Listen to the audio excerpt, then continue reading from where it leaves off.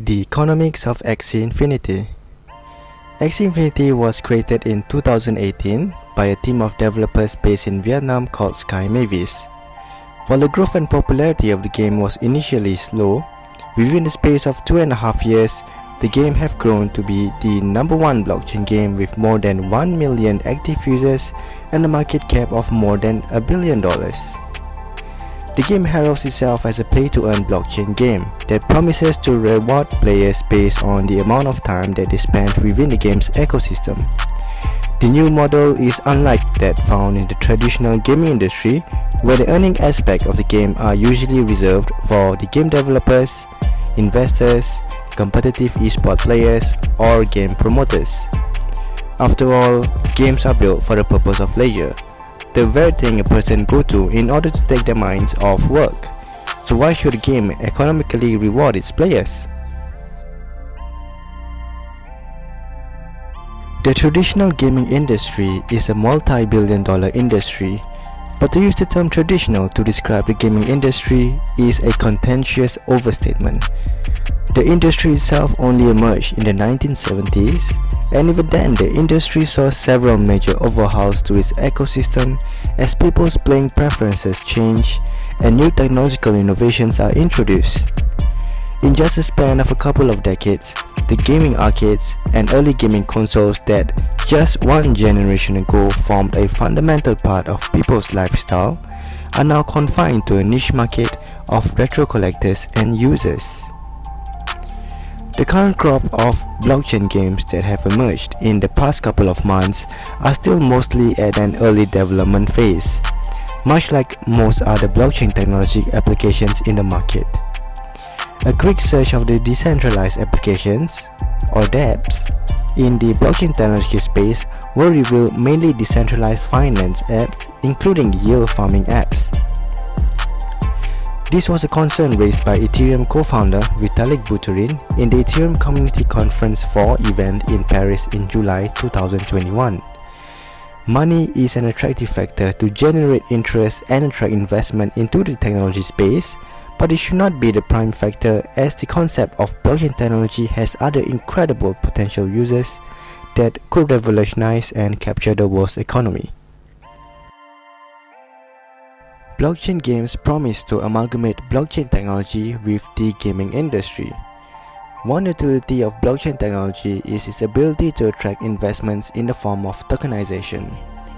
Anyone, anywhere is able to create a fungible digital asset or a token that people are able to give a value to and trade for. For example, if I want to raise money to fund a Save the Turtles project, I can create 10,000 Save the Turtle tokens and list it in one of the many crypto coin exchanges worldwide.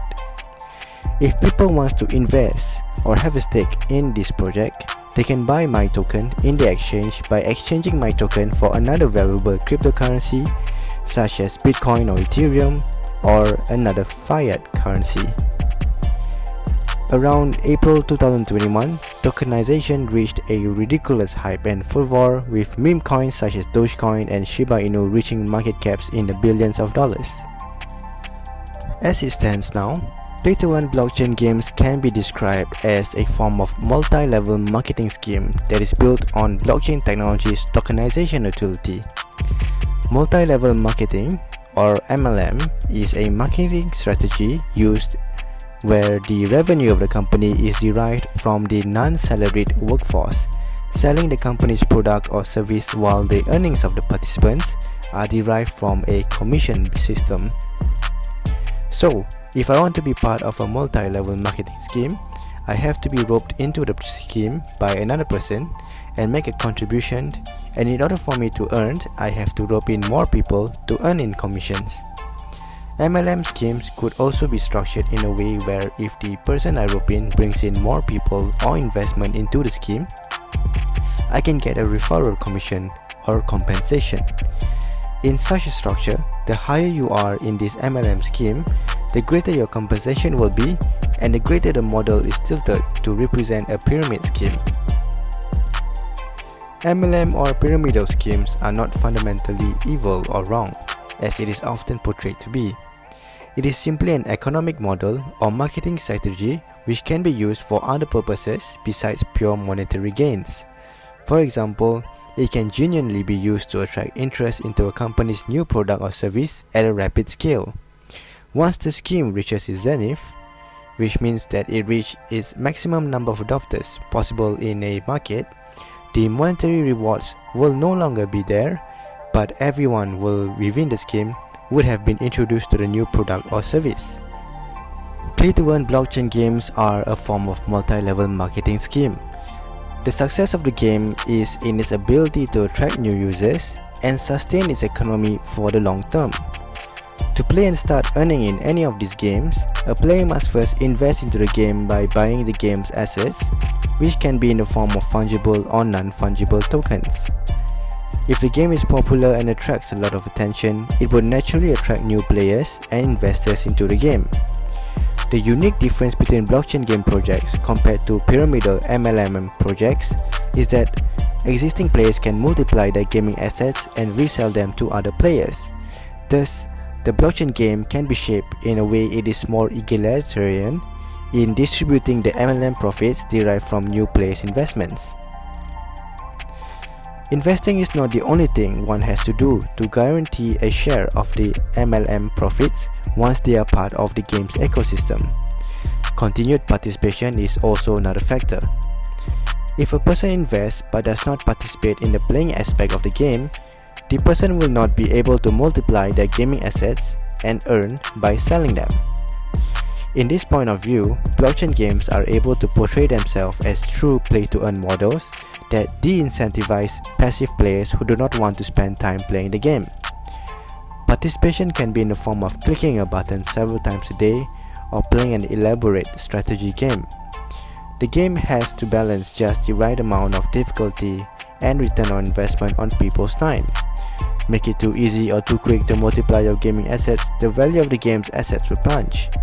Make it too hard or too difficult to multiply your gaming assets, people will be disinterested in the game will not be able to attract new players, and the value of the gaming assets will plunge. Another balancing aspect of the game's economy is also the rate of withdrawal from the economy. Contrary to some beliefs, the money earned from participation in the game's economy does not magically appear out of nowhere. As mentioned before, it comes from investments into the economy, which in blockchain games are mainly derived from new players' initial investments. In the future, there is the possibility of injecting other sources of funding into the economy through other means such as franchising the game and selling toys or making movies out of the franchise.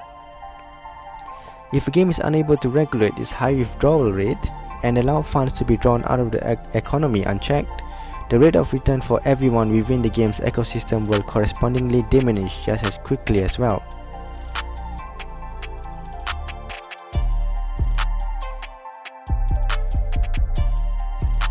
So the Axie Infinity's economy was fine-tuned over the course of the past 2.5 years. It had the benefit of a first mover's advantage and the time to figure out an economic model that would be sustainable for the long term. Because the game only had to grapple with a few thousand players for the large part of the 2.5 years that it was created, unlike some of the newer projects that saw parabolic increases in the number of players entering the ecosystem in a much shorter time period. The game requires new players to purchase 3 NFTs from other players to start playing the game, and the cost of each NFT is not cheap. An initial investment is anywhere between $1,000 to $3,000 US. The game, unlike many other blockchain games, also have a degree of complexity to it, as players have to strategize in order to win games and earn gaming assets, but it's not too complicated because anyone is able to win the easier levels to earn gaming assets. The development team occasionally revise the game assets ecosystem to account for changes in the market in order to maintain an egalitarian earning platform for all stakeholders, and they also clamp down on multi-accounts which, if left unchecked, would drain the economic resources and create imbalance in the egalitarian distribution of profits. There are also withdrawal restrictions in the form of game assets locking features that require players to wait 2 weeks in order to withdraw the main in-game token, Smooth Love Potions or SLPs. The high amount of initial capital, the complexity of the game, the frequent policing to ban game exploiters, and the withdrawal limitations all combine to be a good recipe for a sustainable long-term growth for everyone participating in the economy. Due to the nature of how inputs and outputs to and from the economy are regulated, it also prevents market manipulation of the gaming assets.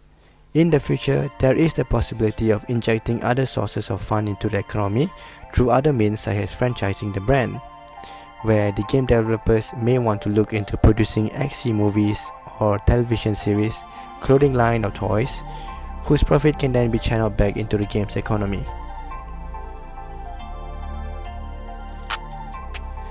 CryptoBlades economy is one that was clearly designed to be a multi-level marketing scheme that is focused on the earning aspect of play to earn. The game attracts users with the prospect of earning a huge return within a short amount of time. A player simply has to spend about $250 to get 4 character non-fungible tokens and a non-fungible token weapon to start playing and earn a return. Although the project portrays itself as a blockchain game, there is very little element to the gameplay itself. Basically, a player must click on a battle button 8 times a day in order to win gaming assets in the form of the in-game token, skill tokens. The earnings in the game are controlled by what the developers call the Oracle, that decides how much players are able to earn from winning a match.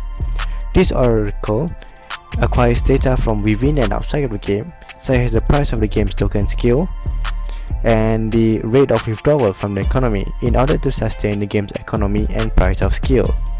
That includes making hard decisions such as allocating negative returns for playing the game in order to prevent the price of skill from dipping and the economy from crashing. The game also have very little checks to control the outflow of capital from the economy, because in order to withdraw your gaming assets, one can simply exploit a loophole in the staking mechanism of the game that allows players to withdraw the gaming assets within 7 days. Furthermore, multi-accounting is allowed, resulting in early players creating 30 to 50 accounts in order to profit even more. At its peak, somewhere around early July 2021, tens of thousands of people entered the game, resulting in an influx of capital into the game. However, correspondingly, people who were already within the game were also withdrawing from the economy just as fast by creating multiple accounts. There were YouTube videos where players were shown withdrawing more than $50,000 a month from just an initial investment of $250. In a matter of weeks after CryptoBlades blew up and reached its all-time high in July 2021, the economy started to crack. People within the game were withdrawing from the economy at a rapid rate, and the amount of new investors into the game are reaching a trickle. The price of skill started falling about 20% day by day, and the Oracle began allocating lesser and lesser earnings per match for each player. By early August 2021, earnings within the game was negative, meaning that if you play the game, you're actually making loss because gas fees alone outweigh your skill earnings. The price of skill in the market outside of the game remained fairly steady, but it is the result of the Oracle's intervention. All this development just means that users within the game will not be able to earn anything, while new users who were not aware of the Oracle's manipulation of the price of skill continued to enter the game, only to realize they will lose money from playing.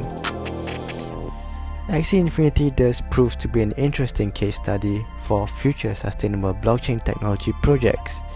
The economic model is sustainable, attractive, and egalitarian, a recipe for the future automatized humanist world that was envisioned by the most optimist of technologies.